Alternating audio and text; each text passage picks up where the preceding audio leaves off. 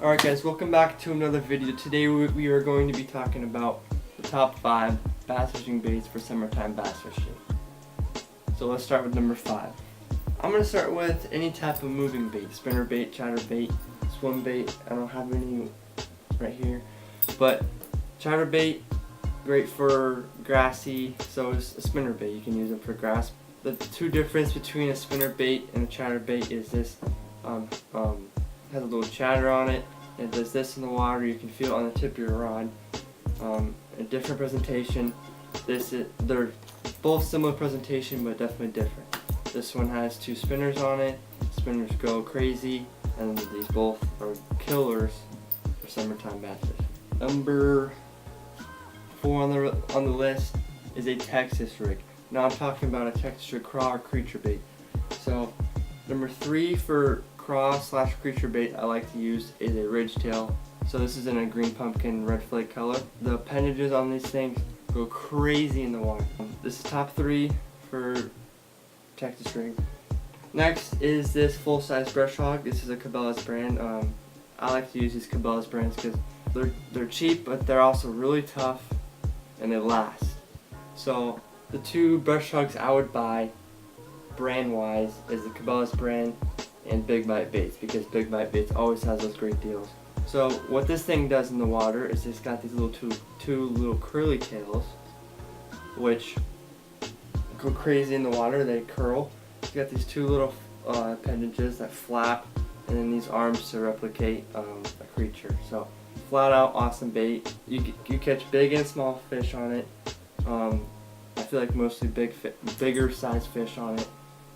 Love it. Last but not least, Ultra Vibe Speed Craw by Zoom. Now this is in a bullfrog color.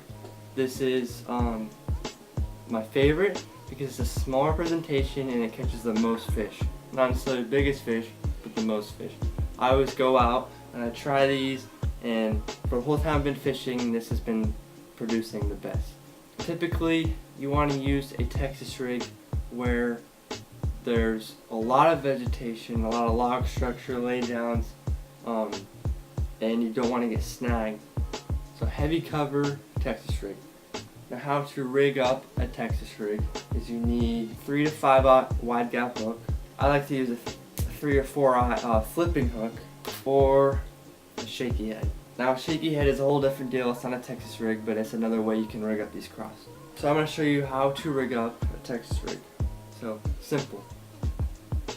Put the bait like this, push it up to about there, to right where it starts to curve, poke it through, push it all the way up, and then poke it through. You want to push the bait to about there on the bar right here till it stops. Push it through, and then boom. But hold on, it's now weedless. You're gonna get caught in grass and stuff because it's now weedless. So what? Easy fix. What you do is you pull it up, push it through, just like that. Now you got a weedless Texas rig. And one thing you need to do is add a weight. It's not a Texas rig if there's no weight. It can be called a weedless rig. Anyways, I like to use 3/16 to 1/4 ounce weights. You can go 1/2 ounce in heavy cover or 1 ounce to punch, but we'll just go nice and easy, 3/16 to 1/4 for Texas rig. Next on the list is all-around flip and jig. So the trailer I got on this thing is a Ultra Vibe Zoom Speed Craw. This is a dirty jig, HP flipping jig, and I absolutely love this thing. It does great next to log structure, great in grass, and the weed guard is nice and thick. I never get snagged. I started out with cheaper jigs, and then I realized that it is definitely worth spending $5+ on a jig because you get what you buy. So my favorite 3 colors for a jig is Pond Bug, PB&J, and Warmouth. Those 3 colors are awesome, clear water. Black and blue you want to use for dirty water, because any natural color in dirty water, the bass will not be able to see as well as black and blue. Alright, number 2 on the list is going to be the frogs. Ow. So these are Booyah Pad Crashers. This is a normal pad crasher, and this is great for any type of heavy vegetation. The reason why frogs are so effective is because you can use them in any type of vegetation. It doesn't matter, like tall lily pads, thick cheese, whatever you want to call it. One thing you want to do with these frogs is you want to trim the skirt here. See how this one's trimmed? I'm only leaving an inch on there. These things are probably about 4 to 5 inches. You don't want that. Here's the thing. A bass will come up on a skirt that's on the water like this, and you got 5 inches of extra thing with no hooks. It's gonna grab that skirt and you're gonna miss the fish. Now some bass with bucket mouths will come up and eat the whole thing because they're aggressive, and some bass with smaller mouths will come up and eat the whole thing too. But if you want to catch more fish, trim the skirt. That easy, you'll catch more fish, guaranteed.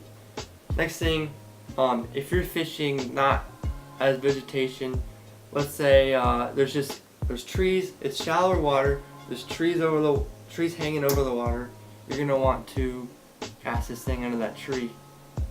It's got a popper on it, and these are typically meant for waters with not very much vegetation.